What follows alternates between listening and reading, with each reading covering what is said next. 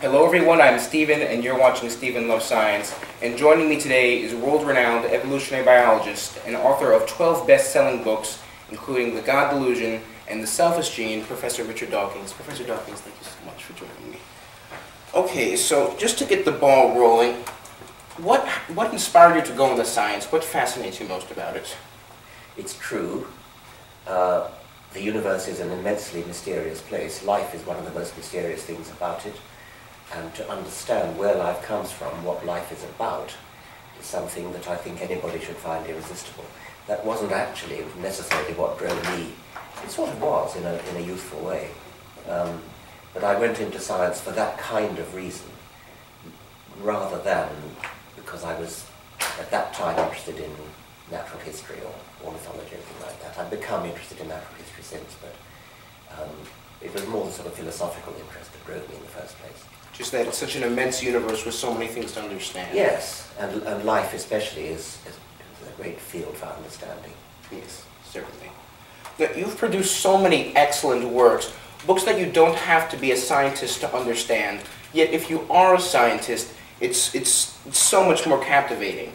What is the key to writing about science so effectively and to communicate it so well? Obviously be clear, have a real desire to be understood, which not everybody has. Some people have a desire to impress, which is different. Darwin, for example, clearly wanted to be understood. Everything about every word he wrote, he's desperately struggling to be understood. Part of the way to do that is to put yourself in the position of the reader. A lot of people, surprisingly, don't really do that. Imagine that you're a reader. Imagine that you're a whole series of different readers, which is what I do. Yes. So I pass my chapters through a whole series of filters, one after another, and those filters might be, I don't know, my uncle or somebody I just met on a train or something of that sort. And I imagine them reading it, and that causes me to change things in that chapter. So the chapter goes through a series of Darwinian selection events, which I hope makes it better. Try to use imaginative language, use metaphor, use picturesque language. Don't be afraid of using words that people might even have to look up in a dictionary, if it's the right word to use.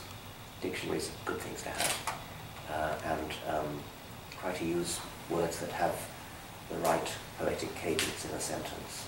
I particularly like your use of metaphor and analogy. In The Greatest Show on Earth, you used, for example, origami to describe embryology. Yes. And you started off, as you said earlier in the question, the primrose path to macroevolution. Yeah. So you really set it up quite well. Well, literary allusions like primrose path, yes, that's another nice thing to do. Okay, so enforcing ideas of evolutionary and scientific thinking, I understand, but why do you feel the need to preach atheism in particular? So yes, I wouldn't really call it preaching atheism. I think it's more a love of truth itself, and insofar as religion interferes with that, which I'm afraid in America it does to a large extent, and I'm hearing more and more horror stories about teachers being intimidated by parents, by schools, for fear, the dread of offending people.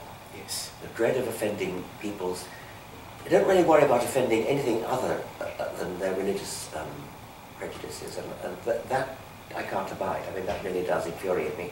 I heard a story just on this trip to Miami of a teacher at a Miami school who taught evolution, and one child in the class complained to her parents, and her parents complained to the school, and the head teacher of the school disciplined the teacher, made her apologize, and forbade her to teach evolution anymore, on the strength of one child. Ridiculous. One child spoiling the education of an entire class of children.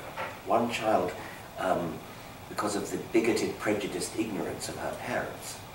What that teacher should have done is told the parents to go to hell.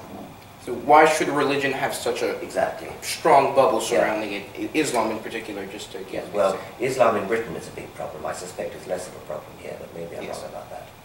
Oh, you're right. But so you said that one child spoiled it because she was offended by evolution. Yeah. What is the key to getting young people on the path of logical thinking, skepticism, and reasoning? Well, I think you've just said it. I mean, that's what you want to do, and teach them how to think critically. And they have to think critically in their everyday lives. I mean, they can tie their shoelaces, they can drive to work, they can navigate their way around a city. They can be skeptical if they're doing a monetary deal. They can be skeptical that somebody may be trying to diddle them. So people use skepticism all the time, but for some reason they seem to suspend it when it comes to religions. They try to get them to apply the same standards of critical thought and reasoning and arguing as they do in their everyday lives would be a start. Why is it that people can't look at their religious beliefs and say, wow, this is quite ridiculous? You're asking me that question. I mean, it is ridiculous, and I don't know why it is. If you talk to people, you get a variety of answers, and one of the more sinister ones, I think, is that they're afraid of offending their parents. It's in this wretched word offence. I was talking to a group of Miami students yesterday, and several of them were saying that they had given up all their religion, but they didn't dare tell their parents. And so I asked for a show of hands who's in that position, and about 50% of the class put their hand up. People are terrified of offending. What's so wrong with offending when all you're offending is somebody's belief about the cosmos? It's not as though you're saying they've got an ugly face or something. You can offend politicians, yeah, you can offend politicians and all sorts of things like that. All sorts of things. Yes. But there's a double standard which says that religion is the one thing you can't offend. Well, let's start offending it. Yes. Yes. Okay, so going with let's start offending religion, you've gone all around the world and have entered debates, not really debates, but with many creationists and influential persons that are theologians. What is it like dealing with so many ignoramuses? My personal favorite is Bill O'Reilly, your interview with him, where the tides go in, tides go out, yeah. Sun goes up, sun goes down. You can't explain that, Professor Dawkins. I suspect that he is actually not as stupid as he pretends to be. I mean, he's playing to a very stupid audience, and I think he pretends to be as stupid as they are, but actually I'm a bit skeptical. I think he may be not clever, but cleverer than he pretends to be. I mean, he can't be as idiotic as that tides go in, tides go out business.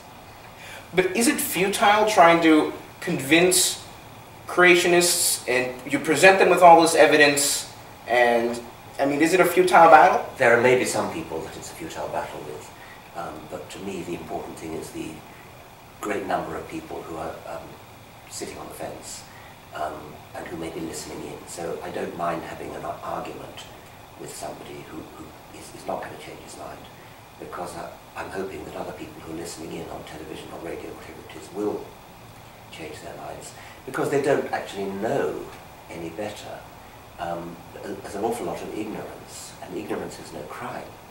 And when people actually understand, for example, about creation and evolution, when they understand the facts about evolution, then a very common reaction is, well, of course, I mean, why didn't anybody tell me that before? And so they've just never met it before. There's an enormous amount of ignorance. And one of the things I've learned on this trip to Miami, which I hadn't quite realized before, is that an awful lot of teachers in lower levels in school, I mean lower age groups, I guess, are qualified to teach. They have a degree in education, they have a degree in pedagogy, but they don't actually know anything about the subject they're teaching. It's absurd. The test to become a science teacher in Miami.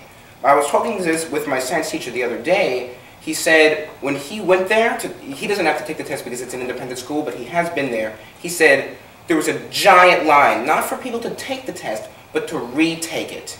And these people are being qualified as science teachers. Well, that's what I've been told, that there is there's a qualification in how to teach, but that you don't actually need to know any science in order to be allowed to teach science, and so they don't actually know anything about it. And there are many creationists, teachers, who are probably creationists because they've never learned anything else. They just don't know what they're talking about. Precisely. Okay, so moving on from religion. So you wrote The Selfish Gene in 1976. Obviously a lot of time has passed since then. If you were to be given the opportunity to rewrite it, would you change anything? I'm slightly ashamed to admit, surprisingly not very much actually, because it's not that things haven't moved on, they've moved on enormously. I mean, what's known about genes is hugely greater. The molecular details about, molecular genetics has become a branch of information technology. But as far as evolution is concerned, the idea that the gene is the unit of selection in an important sense, there are other units of selection in a different sense. The idea that the gene is the unit of selection remains, and that's not changed at all by all the detail that we now know about how the genome is organized and about how genes work and about how they influence embryology. So, surprisingly, there's not a lot to change. But do you still hold strongly to the belief that the gene is the only unit of selection, as opposed to someone such as Edward Wilson, who's... Oh, that's just confused. That's just confused. There are different ways in which to talk about units of selection.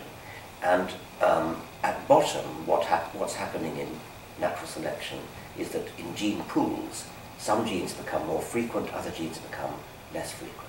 So the gene is the unit of selection in that sense. But just on the basis of shifting allele frequencies. That's right, shifting allele frequencies. But there's another sense of unit of selection which is fully compatible. I mean, it's just a different sense. What I call the vehicle. I mean, genes are not actually floating free in a gene pool. That's a convenient mathematical abstraction. But what's happening on the ground is that at any one moment they're sitting in the bodies of individuals. And what they do in order to survive is to influence the embryonic development of individuals, to make the individuals better at surviving and reproducing. And so it's the individual organism that's the unit of action. Yes. I call it the vehicle. Now, somebody who wants to be a group selectionist, as Edward Wilson has recently decided, has to, it's not in competition with the gene as the unit of selection at all, it's in competition with the individual as the only vehicle. So a group selectionist would have to make the case that the group serves as a vehicle for gene propagation. And in order to do that, you've got to think of the group as a unit of action, in the way that an individual organism is clearly a unit of action. It's got a brain, it's got eyes, it's got ears, it's got legs and arms and wings, and it does things. It runs, it jumps, it hunts, it mates. Yes. Groups have got to do something like that in order to become a penetrating, interesting unit of selection. It's not good enough to say, oh, it's good for individuals to live in a group, therefore we have group selection. That's nothing to do with it. It's because it's good for the individual to live in a group. The individual lives in a group because it gets protection from predators, safety in numbers, or because it's better at catching prey, as in lion prides that can bring down prey that's large enough to feed more than they could feed if they did it. Each one was catching its own. So it's a very good thing for individuals to live in a group. That has nothing to do with group selection, and many people who can't think straight think that is group selection. I see. And individuals living in groups would be therefore beneficial to the propagation of their own genes. And so genes that make individuals take whatever steps lead them to live in a group, lead them to be attracted to other individuals, etc.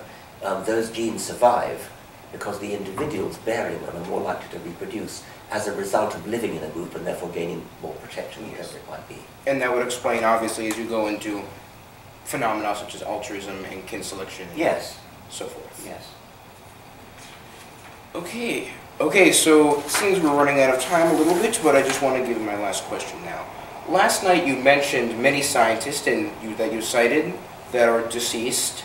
Now, let's say a scientist were to be here at UM 50 years from now giving a similar presentation, and they were to mention your name. What would you want them to say about you? That I struggle to understand, and having understood what I have understood, that I struggle to make it clear to others. And understanding means something, maybe something quite deep. It might be learning to see things in a different way. The idea of the selfish gene is in itself just a way of looking at familiar ideas that already have been around since the 1930s, actually. The ideas of Fisher and Haldane and Wright, that genes are countable things in gene pools. And the way to understand natural selection is in terms of gene frequency changes.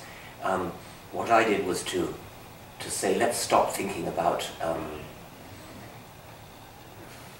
well, no, not even stop. Let's look at it from the gene's eye view and regard the individual organism, or any other vehicle if you think there are any, regard the individual organism as a tool, a survival machine, a vehicle for the propagation of the genes that ride inside it. That is a sort of turning upside down of the familiar way of looking at things. It doesn't change any facts, but it is perhaps a more illuminating way of looking at things. Professor Richard Dawkins, thank you so much. Thank you.